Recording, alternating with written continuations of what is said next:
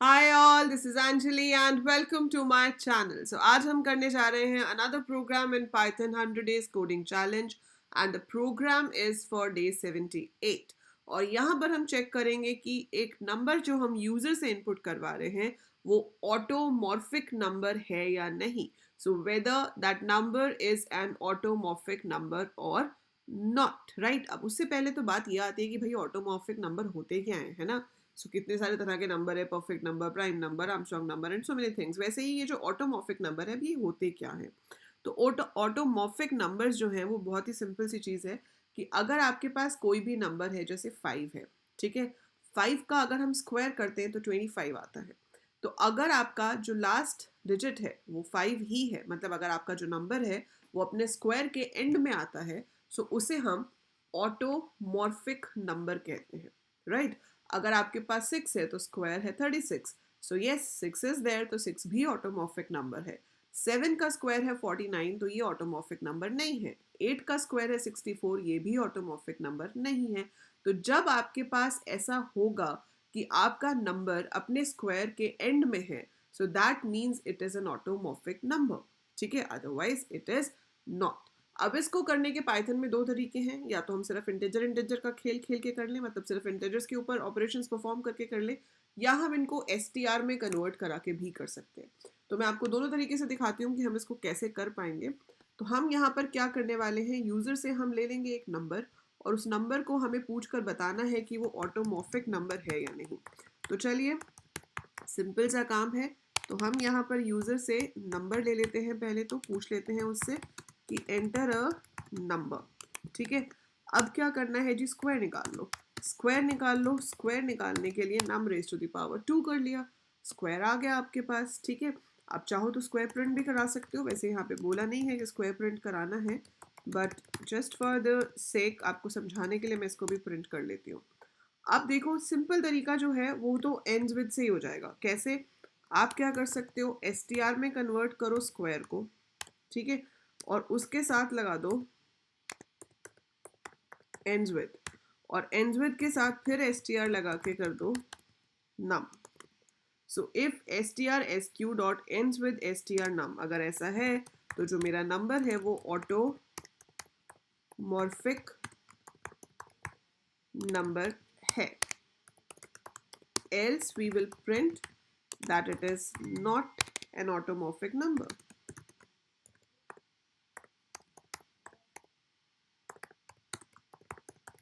Right, simple. Save कर लेते हैं इसको और रन करते हैं. नाम दे दिया मैंने auto and let's execute it. So invalid syntax कहाँ पर है भाई, यहाँ पर ब्रैकेट मैंने कम दी है क्या, हाँ, एक एंड्स विद की है, इफ के साथ ब्रैकेट की ज़रूरत नहीं होती, तो इसको हम रिमूव कर देते हैं. सेव करके रन कर देते हैं. सो अभी हमने इसको रन किया, वो पूछ रहा है नंबर एंटर करो. आई एंटर 6, तो 6 का square is 36 and it is an automorphic number, ठीक है. अब आप इसको फिर से रन करते हैं. आपने इसे रन किया और आपने नंबर इनपुट किया, लेट्स से 81. सो 81 का स्क्वायर है 6561, so it is not an automorphic number, ठीक है. तो ये जो तरीका था ये तो बिल्कुल ही सिंपल था कि हमने क्या किया, दोनों नंबर्स को स्ट्रिंग में कन्वर्ट कर लिया, और स्ट्रिंग के साथ तो एंड्स विद होता ही है. तो एंड्स विद से आपने देख लिया कि भाई सेम है या नहीं. आप इसको स्लाइसिंग से भी कर सकते हो. आप लेंथ निकाल लो कि आपके नंबर में कितनी लेंथ है, और फिर उतने कैरेक्टर्स लास्ट से आप स्लाइस कर लो और उसके साथ मैच कर लो, वो भी हो सकता था, है ना. तो स्ट्रिंग वाले तरीके तो बहुत सारे हैं. तो स्ट्रिंग से ये काफ़ी ईजी भी हो जाता है और सिंपल भी हो जाता है and we can do it. But अगर बिना स्ट्रिंग के करना हो तो कैसे करोगे? अगर आपको इसको बिना स्ट्रिंग के करना हो तो देखो, मुझे क्या करना है, लास्ट के डिजिट्स निकालने हैं नंबर में से. अगर मेरा सिंगल डिजिट नंबर है तो मुझे लास्ट का एक डिजिट निकालना है. अगर मेरा 2 डिजिट नंबर है तो मुझे लास्ट के 2 डिजिट्स निकालने हैं. तो हमें ये पता है कि सिंगल डिजिट निकालने के लिए हम मॉड 10 करते हैं, है ना. नंबर को 10 से डिवाइड करते हैं तो आखिरी डिजिट आ जाता है. अगर आपको लास्ट के 2 डिजिट्स चाहिए होंगे तो आपको क्या करना पड़ेगा, मॉड 100 करना पड़ेगा, ताकि आपके पास लास्ट के 2 डिजिट्स आ जाए. अगर आपको 3 डिजिट्स चाहिए तो मॉड 1000 करना पड़ेगा, है ना. तो इसके लिए ये पता लगाना ज़रूरी है कि मेरे नंबर में डिजिट्स कितने हैं. सो मैं क्या कर सकती हूँ, length of S T R of num. So मैंने क्या किया, लेंथ देख ली इसकी कितनी है, तो उतने मेरे पास डिजिट्स होंगे. अब आपको देखना है कि भाई एंड में मेरे पास क्या डिजिट्स बचते हैं, तो वो कैसे आएगा, square mod 10 raise to the power n। And ये जो चीज़ है ये पहले कैलकुलेट होनी चाहिए, पहले ही होती है, एक्सपोनेंट की प्रेसिडेंस ज़्यादा है तो पहले 10 raise to the power n calculate होगा, फिर वो क्या करेगा, एस क्यू मॉड। अब मॉड करने के बाद जो आएगा, अगर तो वो ओरिजिनल नंबर के सेम है तो ऑटोमॉर्फिक नंबर होगा, और अगर ओरिजिनल नंबर के सेम नहीं है तो ऑटोमॉर्फिक नंबर नहीं होगा। समझ रहे हो? तो मेन यहाँ पे किस्सा जो है वो इन दो लाइंस का है। तो पहली लाइन क्या कर रही है, पता लगा रही है कि आपके नंबर में कितने डिजिट्स हैं, ठीक है। फिर दूसरी लाइन क्या कर रही है, जो स्क्वायर आया है उसमें से उतने ही डिजिट्स पीछे से निकाल रही है ना, उसमें से उतने ही डिजिट्स पीछे से निकाल रही है। और फिर हम देख रहे हैं कि वो पीछे से जो डिजिट्स निकले हैं वो और जो हमारा ओरिजिनल नंबर है वो सेम है या नहीं। अगर तो सेम है तो it is an automorphic number, otherwise not. So if I enter 5, it is 25, it is an automorphic number, ठीक है।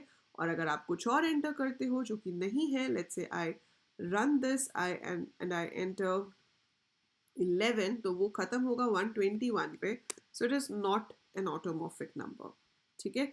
सो ये कंसेप्ट हम यहाँ पे यूज कर सकते हैं। बाकी ये तो मैंने एक नंबर के लिए किया है, आप 1 से लेके एक नंबर तक करना चाहते हो तो हम वो भी कर सकते हैं।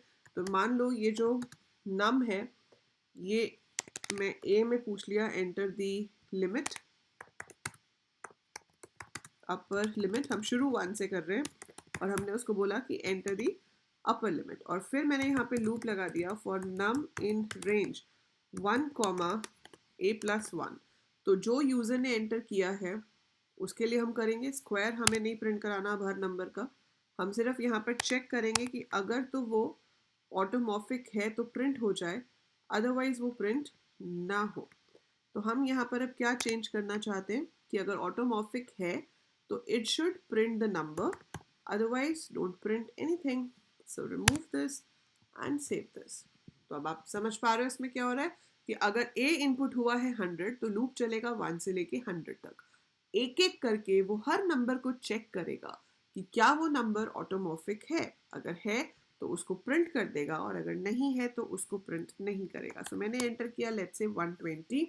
सो इसके बीच में हमारे पास 1, 5, 6, 25 और 76 ये नंबर्स हैं जो कि ऑटोमॉर्फिक नंबर्स हैं, जिनका जो स्क्वायर है उसके पीछे वो नंबर खुद ही आता है। जैसे कि 25 का स्क्वायर होता है 625, है ना। So we already have 25 at the end. So these are your automorphic numbers. आप एक रेंज में भी देख सकते हो, उसके लिए बस आपको यहाँ पर लूप लगाना पड़ा टू चेक द नंबर्स। और अगर हम इसको रन करते हैं और हम कुछ भी एंटर करते हैं, लेट्स से मैंने 1000 दे दिया, तो मेरे पास ये सारे नंबर्स हैं 1000 तक जो कि ऑटोमॉर्फिक नंबर्स हैं। So that is how we check if a number is an automorphic number or not. तो आप भी इसे ट्राई करके देखिए। दो मेथड्स मैंने आपको बताए हैं, अगर आप और किसी मेथड से ये चीज़ चेक कर सकते हो, so do check it and write in the comments below. तो कमेंट्स में लिख के दिखाइए, चाहे आप स्लाइसिंग वाले मेथड से करो या आप कोई भी और लॉजिक सोच सकते हो। दो मैंने आपको करके दिखा दिए हैं। If you could develop another one, so you most welcome to write in the comments. I hope आपको ये लॉजिक समझ आया होगा। If yes, so do click the like button, share the video with all your classmates, friends, juniors, whosoever is interested in learning Python. That is it for this video. I'll see you in the next one. By the time I upload more, keep watching, keep learning, और जाने से पहले channel को subscribe ज़रूर कर देना अगर नहीं किया है तो।